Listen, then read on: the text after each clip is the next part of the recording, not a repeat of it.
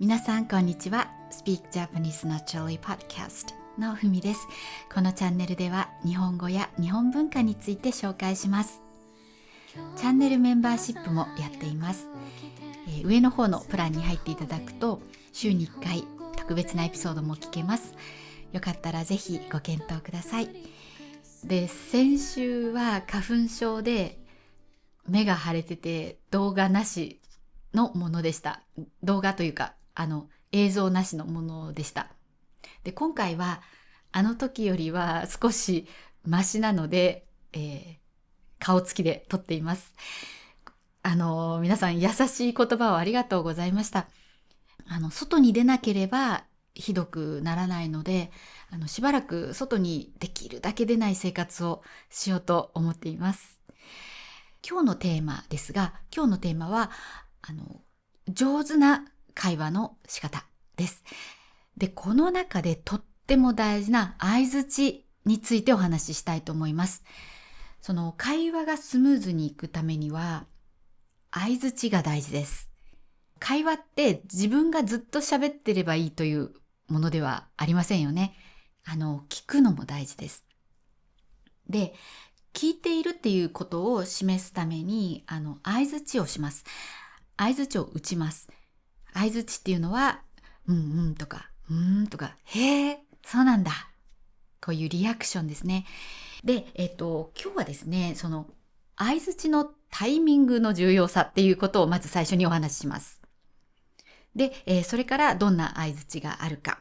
それから、今度は自分が話すときに、今、って言いましたけど、これフィラーって言います。とか、とか、そういうのを、どういうものを言ったらいいか。そして最後に、クッション言葉というものについてお話しします。クッション言葉って何だろうって思うかもしれませんが、それもぜひ最後まで聞いてみてください。では、まず最初に、相槌のタイミングについてお話ししたいと思います。私、何かの本で、これはアメリカの例なんですけど、アメリカの人は人が話しているときに、相槌を入れない。だから日本みたいに人が喋ってるときにうんうんとか言うと失礼になるから、しないようにっていうことが書いてあったんですね。それは英語の会話の本だったと思います。英語の会話のための本みたいなものです。で、それから私よくそのアメリカ人の友人たち見てたんです。見てたというか聞いてました。そうすると確かに人が話してるときは静かなんです。基本的に。で、電話とかも私が喋ってるときにあんまり相槌を入れてこないんですね。で、このことなんだと思って私どんだけうるさかったんだろうなって思いました。というのも日本語は相手が喋っているときに相槌を入れます。で、入れないと逆に聞いてるのって思われちゃいます。特に電話ですね。例えば私が話しているときに相手がずっと黙ってたら何かつまんない話をしてるかなとか、自分が喋りすぎてるかなとか、そもそも聞いてるかなって思っちゃいます。でもその時に相手が、へえ、そうなんだとか、うんうんって、私が喋っていても、うんうんって向こうで声を出してくれると、すごく安心します。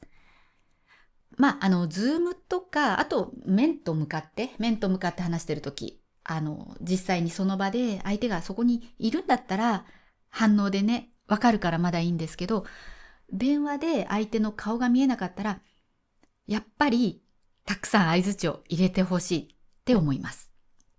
なので、皆さんにお伝えしたいのが、まず人の話を聞いているときは、うるさいぐらいに相槌を入れてくださいということです。実際うるさいなと思ったら、うなずくんでもいい。みたいな、こういう感じです。ちっちゃい声でもいいです。そうだよね。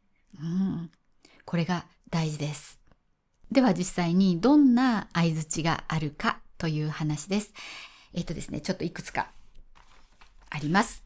まずはですね、よくあるのが、この辺ですね。字で書くと、なんですけど、実際は口を閉じたまま、って言います。で、あと、字で書くと、ふーんっていうのがあります。これも、ふーんってあまり言わないですね。うーんって言いますね。でこの辺は口閉じたまま、うーんっていうやつですね。で、これは、聞いてますよっていう感じです。で、ちょっと驚いた時に、へーっていうのがあります。へー、そうなんだっていうのもつけてもいいですね。で、へーっていうのはこれ上げて言ってほしいんですね。へー、へー。これをですね、へーって言うと、すごい面白いことになっちゃいます。へーっていうのは、昔の時代劇を見てるとよく出てきます。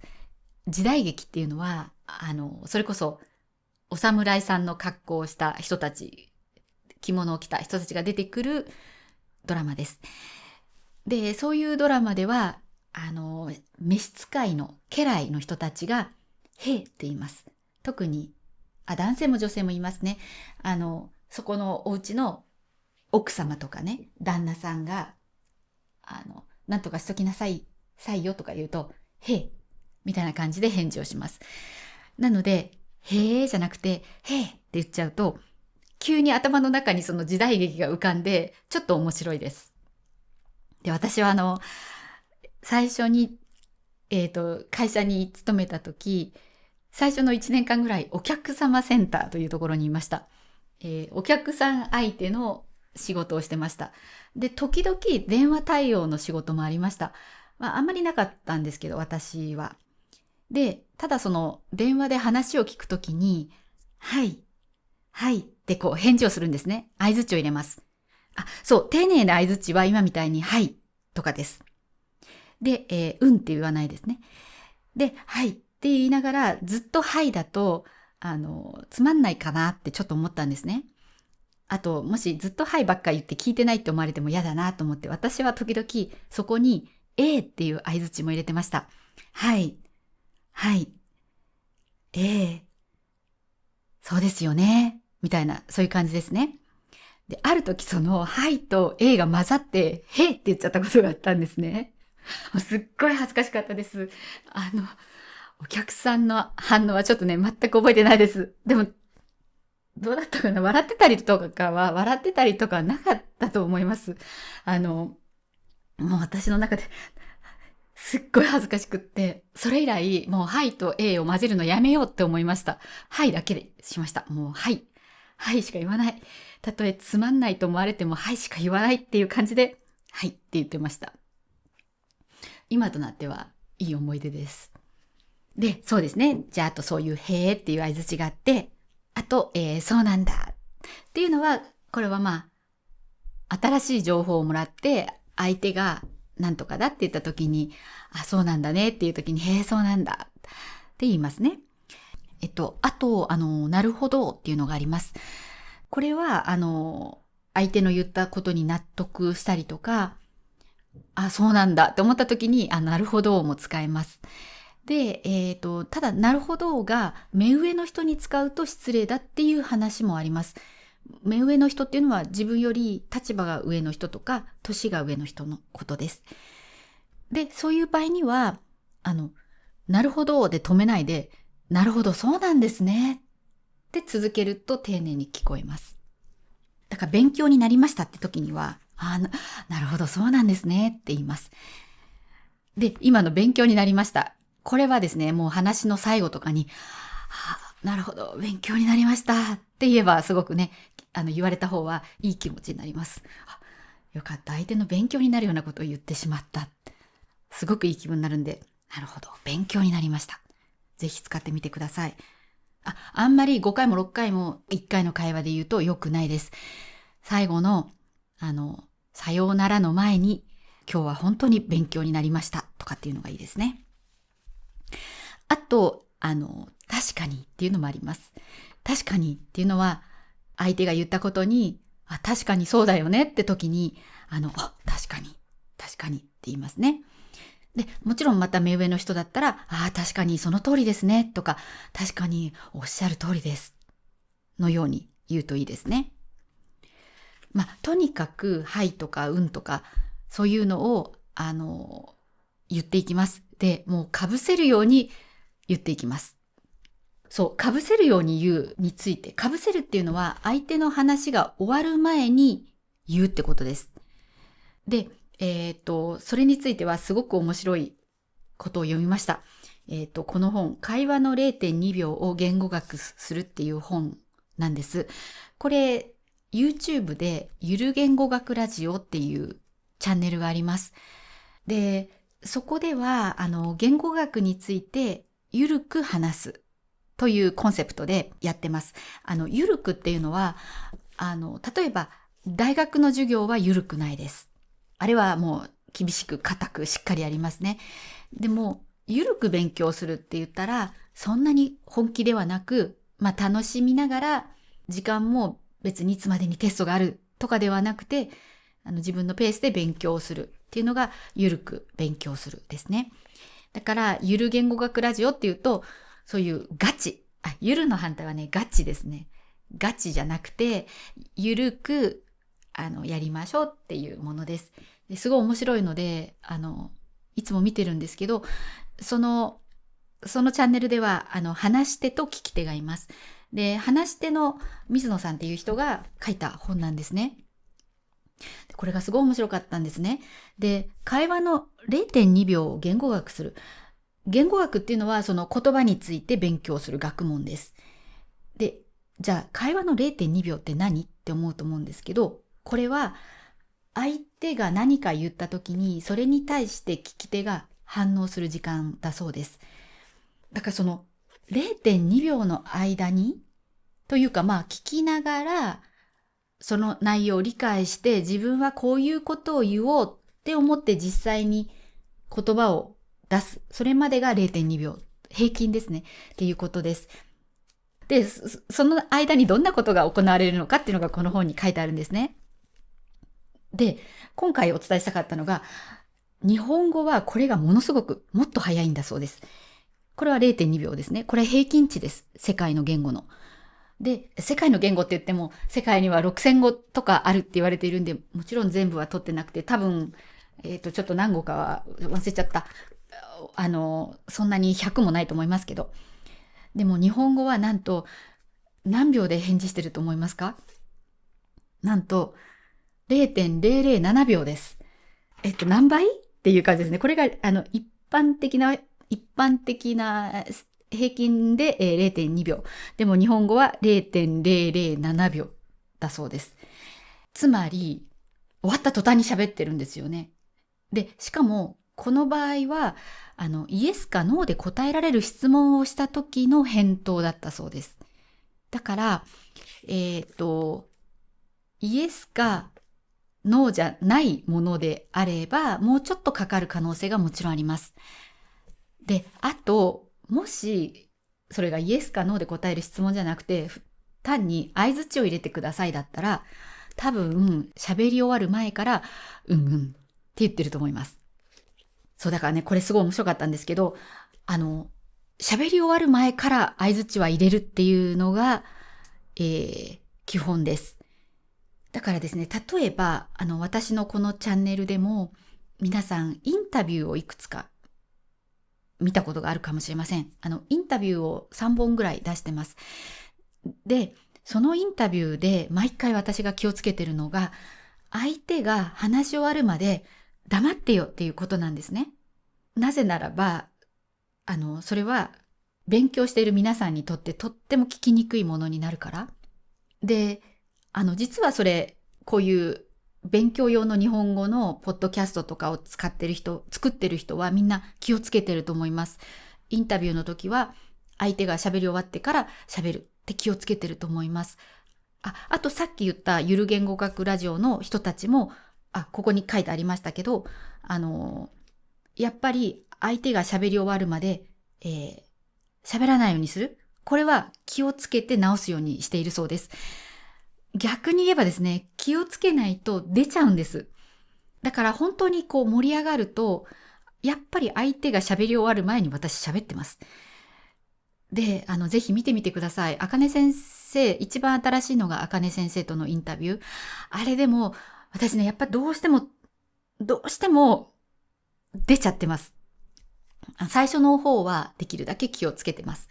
でもどうしても重なってる部分があります。そう、だから、私のインタビュー相手は、あかねさんも、あと、しゅんさんとのインタビューもあります。あと、けんさんとのインタビューがあります。で、皆さんすごい上手いです。私より上手くって、上手なんですよ。ゆっくり難しい言葉を使わないで、綺麗な日本語で話すのが上手です。で、人の話にも入ってこないです。とっても上手。私も訓練したいと思っているんですけど、なかなかまだできていません。なので、ああいうインタビューとかを見ると、インタビューとか、あと日本語のポッドキャストでも、聞き手に聞きやすいように、あんまり被せないで言う練習を喋り手は話し手はしてます。だから、わからないかもしれないんですけど、実際は、かなり被せて会話します。で、被るっていうのはさっきも言いましたけど、まだ話し手が話してるうちに聞き手が話し始めるとか、うんうんとか言うってことですね。あれ、被せるとか被るって言います。で、やっぱでもその被るのが、日本語としてはいいです。楽しい会話になります。やっぱり相手がそういうふうに被せてきてくれると、あ、楽しい話をしているって、話し手は安心します。だから皆さんも、相手が話し終わるまで待とうってしないでください。もう話し終わる前から、わかる。そうだよねってもうバンバン入れてってください。で、こういう練習はやはり、人間相手、人を相手にやるのが、一番だと思います。で、ここでちょっと今日のスポンサー、iTalki の、紹介をさせてください。iTalki はですね、150以上の言語を学べる、オンライン言語学習のプラットフォームです。で、前も紹介したことあるんですけど、ここはですね、本当にいろんな先生がいます。で、大きく分けて、プロの先生と、そうじゃない先生がいます。で、プロの先生っていうのは、何か先生としての免許を持っている人ですね。で、そうじゃない先生っていうのがいます。で、値段で大体違いますね。プロの先生は高いです。で、そうじゃない先生は割と値段が安め。あと、iTalki に登録したばっかりの先生も割と低い値段でスタートしています。で、もちろん日本語の先生も、たくさんいます。で、私も最初日本語を教え始めた時は、この iTalki で教えてました。というのもですね、他のプラットフォームと比べて、先生の待遇が良かったんです。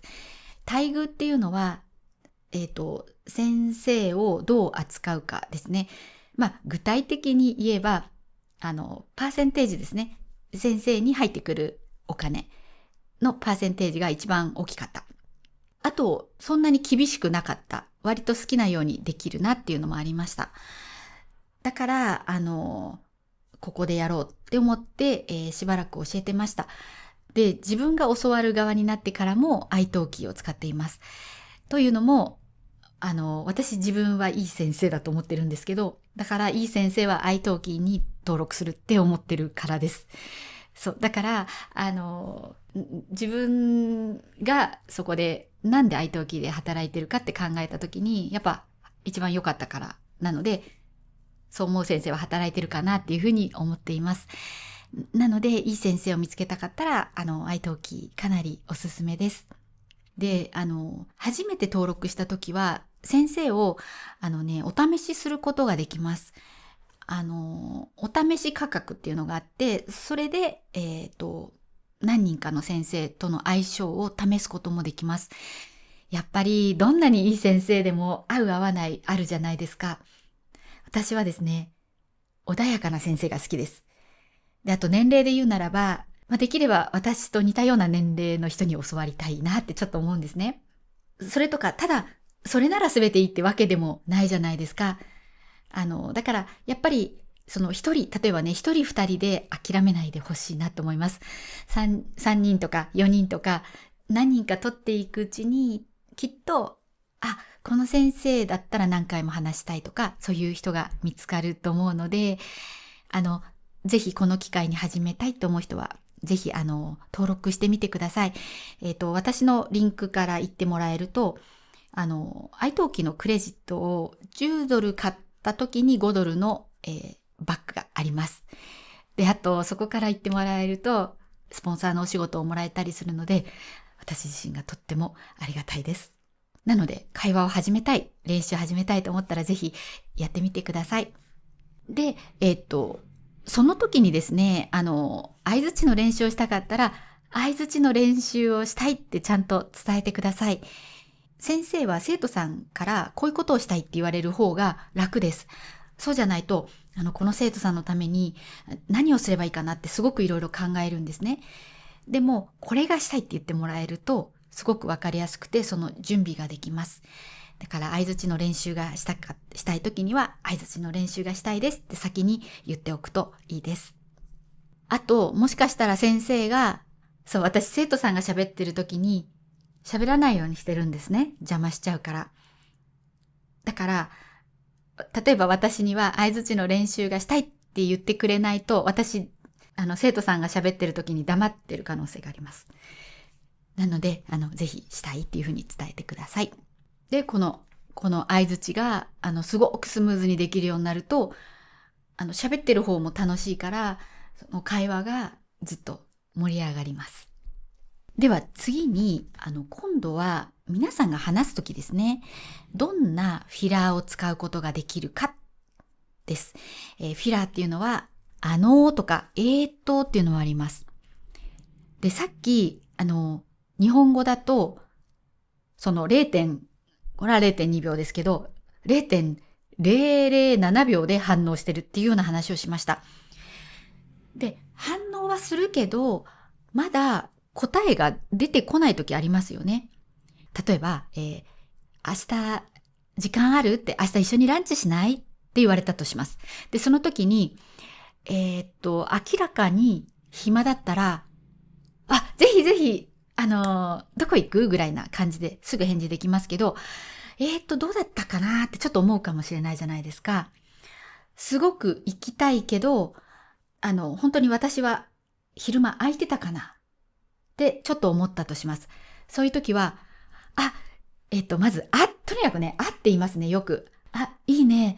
で、ちょっと待ってね。ちょっとスケジュール確認していいみたいな感じで言いますね。だからまずはとにかく出てきましたね。これ、日本語ってすぐ、ってすぐ言います。これは今喋ってて思ったんですけど、もしかしたら反応してますよっていうのをまず最初に相手に伝えるためのなのかもしれないですね。例えばコンビニで袋いりますかって言われた時も、って言うんですよ。袋いりますか？いいです。袋いりますか？お願いします。って。で、最初から袋が欲しいって思ってる時は、私袋いりますかって言われたら、お願いしますって言おうと思ってる時はよく考えたら言わないかもしれないです。袋いりますか？お願いします。ですね。だから、とりあえず、っていうのは大事ですね。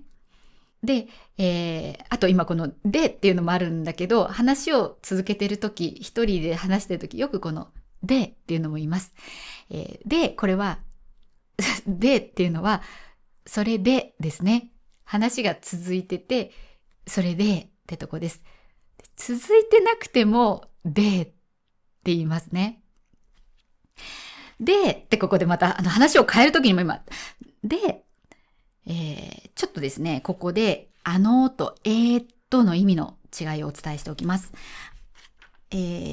と、と、と、っていうのの違いですね。まずですね、っていうときは、伝え方を考えています。もう答えはあるんです。でも、明日のことなんですけど、みたいなことで話すとき、なんとなく言う内容を考えてる、言い方を考えてるのがです。で、っていうのは、まだ頭の中で何を言ったらいいかなを考えてるときですね。内容の方です。言い方じゃなくて内容です。で、例えば、例えば、って今、は言い方を考えてるんです。で、って、これをって言ったら、どんな例を出そうかなって考えてます。だからは、これもまたあんまり意味のない言葉なんですけど、もう大変、いろいろ出てきて大変です。何を言おうとしてたんでしたっけ？その、ととの違いですね。だから、は言う内容を考えてる。は伝え方を考えてる。あと、っていうのがあります。で、これは、自信のない自信のないことを言うときに、答えてる。って、頭の中で考えているんだけど、でも、自信のない答えのような時が、答えになりそうな時に、ってなりそうな感じらしいです。この会話の 0.2 秒言語学するに、この会話の 0.2 秒言語学するの本に、この3つの違いが書いてありました。本当に、納得って思いました。あんまり考えないで使っていましたが、ちゃんと違いがあるんですね。あとですね、私がすごくよく使うフィラーがあります。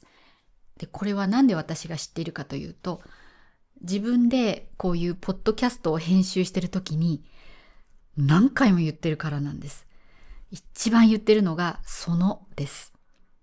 で、そのは、今そのって言いましたけど、これ、英語にした時の that ではありません。これ意味のないそのなんです。とかそのが出てきちゃうんですけど、このそのは、そのって言ったりもするし、その何かを話す言葉の直前に小さく、そのなんとかって言ったりしていることがものすごくあります。なので、それを字幕に入れちゃうと意味がわかんなくなるんですね。しかもその字幕を、私一回英語に訳すときに チャット GPT で英語にしてもらったのをチェックするんですね。そうすると、その意味のないそのが、さっきもそのって言っちゃったけど、意味のないそのが、その英語の意味に訳されてしまっていたりするんです。なので、実際は動画の中でそのって言ってても、日本語のスクリプトからは削除してることが多いです。たまに残してます。で、だからそのって本当に意味がないんですけど言っちゃいます。あと最近気づいたのが、もうって言葉です。もうすっごい大変だったって時のこのもってちょっと聞こえる。もうすっごい大変だったのこのもはもうなんですけど、もうすっごい大変だったとか何かをこう強調したいような時によくこのもうって出て、使ってます。で、このもうも意味がないんですよ。すっごいを強調はしてるんですけど、もうってそのまま日本語で残しておくと、また英語訳が変になるんですね。なので、もう削除します。でも私結構、もう言ってます。あとですね、ちょっともよく言ってるんですね。ちょっとって、実際の意味はちょっとじゃないですか。今、もいっぱい言ってますよね。もいっぱい言ってます。で、ちょっとっていうのは、ちょっとなんですけど、実はちょっとじゃない時にも使ってます。もうちょっとすっごい大変だったって言うんですね。ちょっととすっごいどっちだったのって感じですけど、これはすっごいです。すっごい大変だったって時になんかちょっとをつけてしまうんですね。なので、これも英語になった時にビットとか入ってたりするんですけど、いや、ビットじゃないんだよなって言って、そのちょっとを削除したり、ビットを削除したりしています。なので、このちょっともあんまり意味がないけど使ってます。ただ、このちょっとは、よく多分と一緒で、言い切らないためにつけてるんだと思うんですね。自分が。すっごい大変だったって言い切るのをちょっと弱くするために、今のちょっとは少しって意味です。ちょっと弱くするために無意識でちょっとが出ちゃってる。もうちょっとすっごい大変だったって言っちゃう感じですね。あとさっきも実は言ってたんですけど、なんか。なんかもよく使います。なんかは、これはどんな時に使ってるかな。なんか、やっぱ例を出す時とかにも出てくる時もあれば、いやもうなんかすっごい嫌だったんだよねとか、やっぱこのなんかもそんなに意味がないです。が、やっぱりちょっとと同じように意味を弱めるために使ってるっていうほどでもなく、なんか出ちゃうんですよね。なんかって出ちゃう。で、実は私、ある人のコメントで、ふみ先生はなんかを使わない。で、それは年齢のものなんでしょうかみたいなコメントを見たんですね。若い人は使ってる。でも、ふみ先生は使ってないっていうふうにそのコメントで書いてあったんです。で、言っておきましょう。誰でも使います。というか少なくとも私の年齢は使います。ただ、うちの母が使うかって言ったら、なんかねは使いますね。どうなんだろう。ただですね、綺麗に話そうとした時に、やっぱりなんかは使わないようにしようと思います。で、私このポッドキャストは、割とできるだけ、綺麗ではあるけど、自然な日本語で話したいと思っているので、なんかは言わないようにしようとは思ってないですね。なんですけど、前に日本語のすごく上手な方とお話しする機会がありました。で、その人は本当にもうなんか頭が良くって、すごい素敵だったんです。日本語の本も、いわゆる夏目漱石とか、ああいう明治の文豪と言われる人たちも全部読んでて、私なんかよりずっと読書家で、漢字のこととかも多分私よりずっと知識がある。日本語についても多分私よりずっと知識がある。すごいこの人っていう人だったんですね。で、私その人とのインタビューの時には、その人はね、ちなみに文介さんって言います。で、メインチャンネルの方でインタビュー動画は昔何年か前に上がってます。で、その時はですね、私はね、なんかはあえて言わないようにしてたんです。というのも、なんかって使うと頭が悪そうに聞こえるんですねって私はちょっと思ったんですね。今も思ってます。だから多分、私はもし大学の先生と話すとかになったら、なんかはあまり言わないようにしようと思います。多分、言わないようにしようって思うと思います。自分が少し、今なんかって言っちゃった。しっかりしてるとか、素敵な人って見せたいときは、なんかとか、めっちゃとか、すっごいとか、さっきのちょっととかですね。ちょっとはどうかな。ちょっとはちょっとは言いますね。そういうのは、使わないようにすると思います。ちょっとよく見せたい。気取りたい。少しでも頭よく見せたいとか思ったら、なんかはあまり使いません。それで、あと一つ大事なのが、皆さんが、こうやってとか喋るときですね、話すときに、よくね、っていう人がいます。特に英語圏の人がって言うと思うんですけど、考えてるときですね。あれをにするだけですごく日本語っぽくなります。私、それを聞くと、もったいないって思うんです。そのをにするだけで日本語っぽくなります。なのでそれはぜひ気をつけてみてください。あともう一つ、はっていうのは言わないでください。特に英語だと、はって普通らしいですね。はって言ってもいい。でも日本語ではって言われたら、ですね、ごめんなさい。はって言ったら嫌な感じかもしれないですね。軽く、はって言っても、すごく嫌な感じがします。日本語だと。ははもっと嫌だけど、はって言っても嫌です。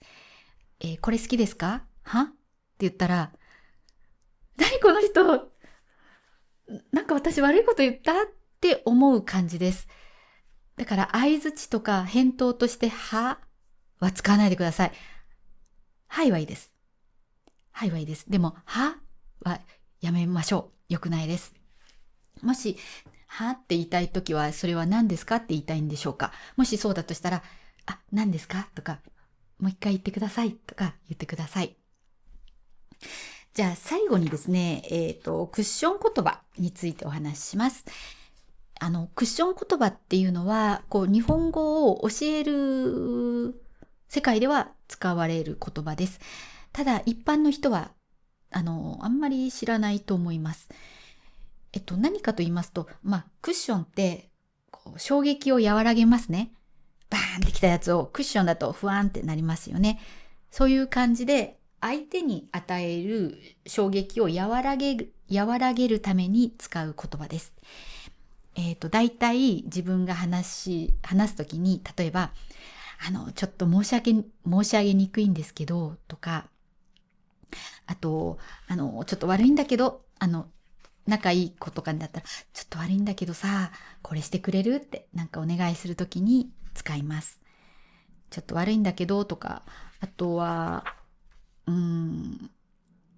あとこれだ。なんて言ったらいいかな。とか、これはクッション言葉じゃないかもしれないですね。言いにくいんだけどは、クッション言葉ですね。何か相手にとって、嫌なこととかお願い事とかをするときに和らげるときに使う言葉です。こういうのが上手に使えるようになると、すごくコミュニケーションがスムーズにいくと思います。今言ったのが、ちょっと悪いんだけどっていうのと、言いにくいんだけど、と申し訳ないんだけど、あと、何と言ったらいいかな。あと何があるかな？ちょっと待ってください。特にこのクッション言葉は、ビジネス、会社勤めをするときとかは、必須ですね。必須っていうのは必ず必要。丁寧な言葉で相手とやり取りしないといけないので、勤めるってなったら、こういう言葉をたくさん知っておくとすごくいいと思います。では最後にメンバーシップに入ってくださっている方のお名前を言います。名前の読み方が間違っていたら教えてください。エドモさん、デブさん、アルビレオさん、デルタさん、デードさん、キム・ヨンマンさん、ベンジャミンさん、コウ・エイケイさん、ニヌアイ・シルメさん、チチさん、ジム・ハバートさん、ジュン・チャンジョンさん、ジョアンナ・ピー・アビーさん、ウンメシュ・ガーテさん、ナグワ・アブデル・モッタレブさん、アップルパイさん、カール・アブロードさん、パッ・キヨクさん、チャンドルさん、オー・ウェンハオさん、BB ガンメイクピースさん、チャールトン・ローさん、グエントワン・アインさん、ジョ・ミンジェさん、チャン・ジテさん、ビッグガスさん、カンチョさん、キム・カンソクさん、コーダー XYL さん、フ・カイジュンさん、ジュールド・オーデさん、キャサリン・岡本さん、グオ・スーシェンさん、アン・リリさん、ジョン・リンさん、レイラ・ダラスさん、アンビカ・ウプレティさん、BC ユンさん、ハン・イーさん、イ・ギルジンさん、フランキー・ユンさん、ミャ・ミン・カンクさん、イン・ヨインさん、ミズ・リンさん、チョウ・インチューさん、ミンジさん、リュウ・レナさん、クリスティーナ・ケイさん、リョウ・スイエさん、ホア・グエンさん、プラシャント・シンさん、ココナムさん、メンバーシップに入ってくださってありがとうございます。とっても励みになります。またとっても助かります。iTalki についても、もし会話の練習を始めたいなと思う人は、ぜひリンクから登録してみてください。今日も最後まで聞いてくださってありがとうございました。この動画が良かったらぜひ高評価とチャンネル登録、そしてお友達にシェアしていただけると嬉しいです。ではまた次の動画でお会いしましょう。新しい